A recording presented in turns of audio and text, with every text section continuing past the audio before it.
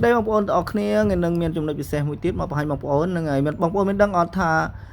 បងប្អូនណាខ្លះដែលជួបបញ្ហាដូចជាលុបកម្មវិធីអស់ហើយតែ memory នៅតែពេញគ្រឿងនៅតែពេញតើត្រូវធ្វើម៉េចហើយវិធីលុបបងប្អូនលុបបែបណាហ្នឹងហើយខ្ញុំអត់ចង់ខ្ញុំជិតដឹងកន្លែងហ្នឹងហើយពួកភាគច្រើនបងប្អូនយើងគាត់ចុចលើ app យើងលុបតែម្ដងមែនអត់នេះឧទាហរណ៍ថាខ្ញុំលុប app នេះមួយចោលអញ្ចឹងខ្ញុំសង្កត់លើ app ហ្នឹងឬហើយខ្ញុំចុចកន្លែងធុងសម្រាប់លុបnàyបងប្អូនលុបអញ្ចឹងមែនអត់ហ្នឹងហើយឧទាហរណ៍ថាចុចលុបតែម្ដងហ្នឹងអូខេលុប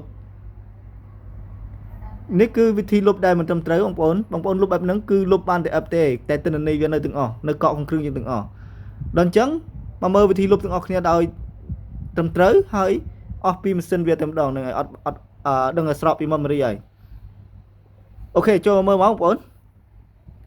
ឡូវខ្ញុំសូមលុប app កម្មវិធីនេះមួយហ្នឹងហើយមុននឹងបងប្អូនលុប app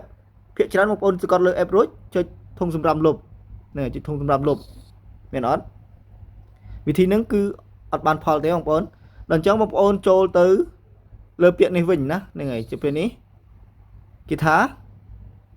លើរូបអក្សរទូអក្សរ I ហ្នឹងហើយចូលមក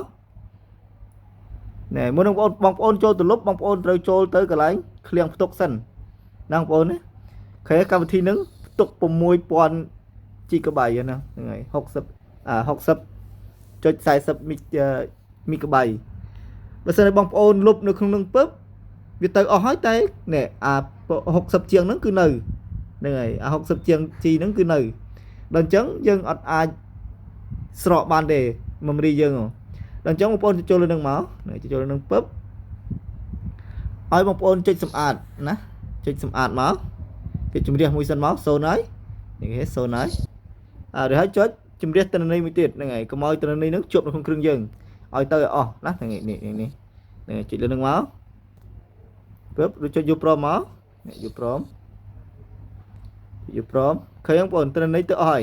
នេះនៅទិន្នន័យកម្មវិធីឯងដល់អញ្ចឹងយើងលុបកម្មវិធីមួយទៀតពឹបគឺអស់លេងហ្មងក្នុងគ្រឿងយើងគឺអត់មានសល់ទេអត់មានថាទិន្នន័យវាកក់នៅសល់នៅក្នុងគ្រឿងទៀតទេអូខេដល់អញ្ចឹងបងប្អូនចុចចេញមួយមកនេះចុចចេញនេះមួយមកសញ្ញាព្រួញចេញហ្នឹងចេញវិញមួយមករួចហើយបងប្អូនចុចលុបតែម្ដងទៅនេះលុបកន្លែងហ្នឹងតែម្ដងទៅហ្នឹងហើយនេះហើយគឺវិធីលុបដែលត្រឹមត្រូវបងប្អូនបើមិនអញ្ចឹងទេបងប្អូនម៉ាស៊ីនទូរស័ព្ទបងប្អូនអត់ស្រកទេនៅដែលរហូតណាអូខេចុចយកព្រមមកនេះយកព្រមនេះមកចាំមើលអូខេបងប្អូនឃើញទេចាំបន្តិចនេះកម្មវិធីបាត់បដិមិញនៅក្នុងនេះហ្នឹងហើយកម្មវិធីបាត់បដិវិធីហ្នឹងគឺបងប្អូនចូលឆែកមើលក្នុងម៉ាស៊ីនយើងទៅម៉ាស៊ីនទូរស័ព្ទយើងទៅតើស្រកដែរអត់ណាបងប្អូននេះគឺវិធីលុបដែលត្រឹមត្រូវអរគុណច្រើនហ្នឹងហើយបងប្អូនសម្រាប់ការតាមដានហើយជួយចែករំលែកបន្តផងដើម្បីជាចំណែករួមមួយហ្នឹងហើយក្នុងការចែករំលែកទាំងអស់គ្នាអរគុណច្រើន